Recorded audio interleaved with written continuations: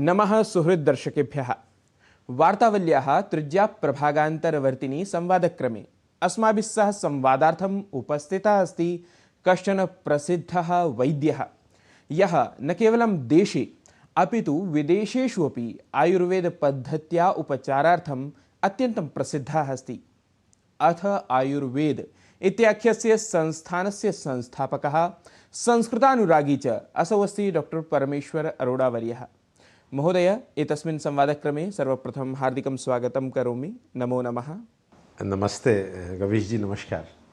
भारतीय वाङ्मये आयुर्वेद विषयः कथं वर्णितः अस्ति, अथ एतस्य शास्त्रस्य अद्यत्वे का प्रासंगिकता अस्ति?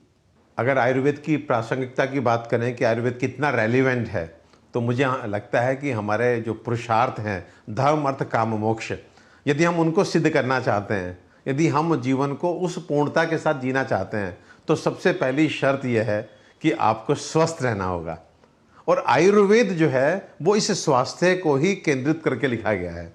अगर हम चरक संहिता पे जाएं कि हमारे ऋषियों ने आयुर्वेद की रचना क्यों की, तो वहाँ बतलाया गया है प्रयोजनम च अस्य स्वस्थस्य स्वास्थ्य रक्षणम आतुरस्य विकार प्रशमम च, यानी कि इसका पहला प्रयोजन है स्वस्थस्य स्वास्थ्य रक्षणम, कि आयुर्वेद में वो सब कुछ बतलाया गया है कि हमारा खान पान किस तरह का हो, हमारी जीवन शैली किस तरह की हो, कि हम एक स्वस्थ व्यक्ति अपने स्वास्थ्य का रक्षण कर सकें।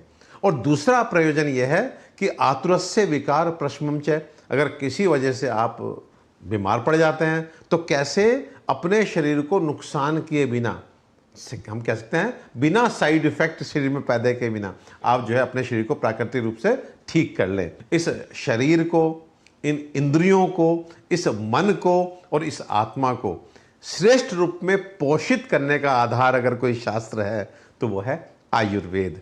तो इसलिए प्रासंगिक है, बहुत महत्व का है, कल भी था, आज भी है और सदैव रहेगा। अगर कोई व्यक्ति इस जीवन को आनंदित और संपूर्णता से जीना चाहता है तो स्वास्थ्य उसको रखना ही पड़ेगा, और इस स्वास्थ्य का आधार आयुर्वेद ही बनेगा।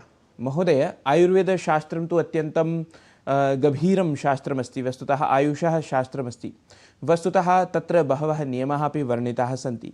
वस्तुतः के नियमाः सन्ति यान् वयं स्वजीवने आचरितुं शक्नुमः अद्यतने काले? स्वस्थ रहने के लिए, जीवन को आनंदित बनाने के लिए अति महत्वपूर्ण बातें ये आयुर्वेद के दिनचर्या नामक जो अध्याय है उसमें वर्णित की गई है। तो हमारा खाना, हम बहुत सारे मिथ में जीते हैं। जैसे फॉर एग्जांपल अगर हम आज के परिवेश की बात करें तो हम में से बहुत सारे भाई सुबह नाश्ता जो है वो नहीं करते हैं, उनको जल्दी होती है ऑफिस जाने की। दोपहर में लंच उनका बहुत अफरा तफरी में होता है। रात्रि में जब वो घर पहुंचते हैं, वो भी देर रात में, तो उस समय वो जो है भरपेट खाना खाते हैं। तो बेसिकली उन्होंने पूरा जो एक खाने का तरीका जो शास्त्रोक्त है उसके हम विपरीत व्यवहार कर रहे हैं, विपरीत आचरण कर रहे हैं। शास्त्र बोलता है कि सुबह का समय जो सूर्य बल अब हमारे पास आ रहा है, हमारी अग्नि प्रज्वलित हो रही है, तो उस समय वी शुड ईट मैक्सिमम। हम ब्रेकफास्ट बोलते हैं ना, तो आपने फास्ट जो किया और पूरी रात का, उसको आप ब्रेक कर रहे हैं, तो अभी आपका पेट खाली है, आंतें खाली हैं, उस समय आप अच्छे से खा सकते हैं, लेकिन हम उस समय डाइट ले ही नहीं रहे हैं।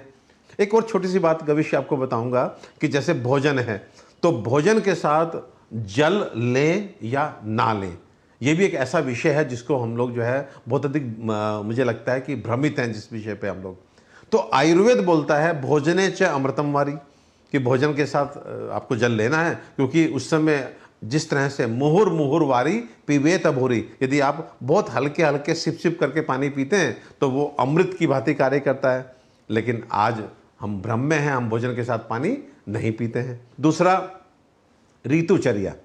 अब सीजन के हिसाब से भी हमें जो है अपनी चीज़ों को सही करने का समय आ गया, क्योंकि एक सिंपल हम लोग कितना देखिए वायलेशन कर रहे हैं कि जैसे गर्मी का सीजन है, हमारा शास्त्र बोलता है गर्मी का समय है, अब आप गर्म चीज़ें छोड़ दीजिए एंड ठंडी चीज़ों की तरफ जाइए, जो हम बोलते हैं समशीतोष्ण जाइए। एंड उसके बाद अब सर्दी का सीजन आ गया, अब ठंडी चीज़ें छोड़ दीजिए, अब गर्म मसाले खाइए। लेकिन हम लोग क्या कर रहे हैं, हम लोग तो सर्दी में ही हमको आइसक्रीम अच्छी लग रही है, हमको गर्मी में जाकर के हमको गर्म चीज़ें खानी है, और उसका परिणाम हमारे सामने है कि हम कोई स्वस्थ नहीं है। तो हर खाद्य पदार्थ, चाहे आप दही का मैं एग्जांपल देना चाहूँगा कि वो 3 सीजन जिसमें दही को निषेध किया गया है, शरद ग्रीष्म चापी बसंतेषु प्रायसो दधि गर्हितम, कि शरद ऋतु, ग्रीष्म ऋतु और बसंत ऋतु। और इसके पीछे कारण है, से मैंने बोला शरद ऋतु में जो है पित्त का प्रकोप होता है और दही गर्म है। बसंत ऋतु में कफ का संचय होता है, दही कफ कारक है। तो ऐसा नहीं है कि ऐसे ही बोल दिया गया, मैंने बोला कि पूरे ही व्याख्या के साथ, वैज्ञानिकता के साथ हर चीज़ का वर्णन किया गया है कि इन 3 सीजन में दही आपको निषेध है। और वो 3 सीजन जहाँ दही खाई जा सकती है, तो हेमंत शिशिरे चापी वर्षाशु दधि सश्यते, तो हेमंत ऋतु, शिशिर ऋतु और वर्षा ऋतु में आप दही खा सकते हैं। तो मुझे ऐसा लगता है कि अब वो समय आ चुका है कि हम ये दिनचर्या, ऋतुचर्या, ये जो अध्याय जो आयुर्वेद में अच्छे से वर्णित हैं, उनको अध्ययन करें और अध्ययन करके उनको अपने आचरण में लाएं, सो दैट हम जो है अच्छे स्वास्थ्य को जो है अपने शरीर में इनकॉर्पोरेट कर सकें और हम अपना जो ध्येय है जीवन का उसे जो है सही से प्राप्त कर सकें। अद्यतने युगे यदा यन्त्राणाम् आधिक्यमस्ति, एतस्यां स्थित्यां प्रायः अवसादादि रोगाः अपि बहुधा भवन्ति एव। अपि आयुर्वेदशास्त्रे एतादृशानां रोगानां वर्णनम् उपलभ्यते? बिल्कुल, देखिए जो आयुर्वेद है वहाँ पे मानस रोग करके बहुत बड़ा हमारा एक सेक्शन है, जहाँ पर उन्माद, अपस्मार, ये सब बीमारियाँ जो आज के टाइम पे बतलाई गई हैं। यहाँ पे एक बात कहना चाहूँगा आपको कि देखिए, जब आप स्वस्थ रहना चाहते हैं तो आपको सत्व, रज और तम का जो कंसेप्ट है उसको भी समझना पड़ेगा, क्योंकि ये जो मानस विकार हैं सब रज और तम से आते हैं। जब आप अपने शरीर में अच्छे खान पान से, अच्छी जीवन शैली से और जो वो सामाजिक और आध्यात्मिक ज्ञान है उससे अपने सत्व को पोषित करते हैं, तो ये रज और तम नीचे जाते हैं। और जाएंगे कैसे? जब आप अपने दिमाग में, अपने शरीर में सत्व को पोषित करेंगे। तो सत्व को पोषित कैसे करें? फिर हमारे मेध्य रसायन हैं आयुर्वेद में, मेध्य रसायन जो हमारी मेधा को, हमारी बुद्धि को सात्विक रूप से पोषित करें, उन्हें मेध्य रसायन कहते हैं। अश्वगंधा, ब्राह्मी, जटामांसी, ज्योतिषमती, यष्टि मधु, ये सब मेध्य रसायन है। यदि हम इनका प्रयोग करते हैं तो जो हमारा दिमाग है ये सात्विक रूप से पोषित होता है। और आज के टाइम पे जो अवसाद, उन्माद, डिप्रेशन, एंग्जाइटी जिसे आप बोलते हैं, ओसीडी आप बोलते हैं, साइजोफ्रेनिया आप बोलते हैं, इन सब बीमारियों से आप निकलते चले जाते हैं। और एक बहुत साधारण सी बात और बताना चाहूँगा, लेकिन बहुत महत्व की है। हमारे इस दिमाग को पोषित करने में हमारे अपनी रसोई घर का कोई जो एक खाद्य पदार्थ सबसे ज़्यादा निपुण है, सबसे ज़्यादा श्रेष्ठ है, वो है घी।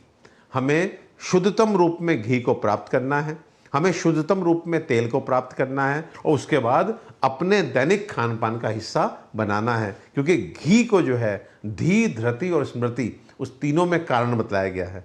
तो हमको अब कहीं ना कहीं खाद्य पदार्थों को उनके शुद्धतम रूप में प्राप्त करके अपने खाद्य जो दैनिक हमारा खान पान है उसका हिस्सा हमें बनाना पड़ेगा। अथ अन्ते कः स्यात् भवदीयः सन्देशः अस्माकं दर्शकानां कृते? आपके साथ साथ अपने दर्शकों को भी ये संदेश देना चाहूँगा कि यदि आप स्वस्थ रहना चाहते हैं तो आयुर्वेद को अपनाइए। आयुर्वेद एट टाइम्स कभी कभी आपको लगेगा कि थोड़ा सा स्लो काम करता है, लेकिन ये स्लो नहीं है, ये जड़ पे काम करता है, आपको रोग से मुक्ति दिलाएगा। और हाँ, एक संदेश और देना चाहूँगा कि चमत्कार ये शब्द जो है ये चिकित्सा का नहीं है, ये आयुर्वेद का नहीं है। आपको बहुत धैर्य के साथ, बहुत अच्छे से पथ्य अपथ्य का ध्यान रखते हुए किसी अच्छे रजिस्टर्ड वैद्य की निगरानी में अपने चिकित्सा को कराना चाहिए। यही कहना चाहूँगा कि सर्वे भवन्तु सुखिनः, सर्वे सन्तु निरामया, सर्वे भद्राणि पश्यन्तु, माँ कश्चित् दुःख भाग् भवेत्। नमस्कार।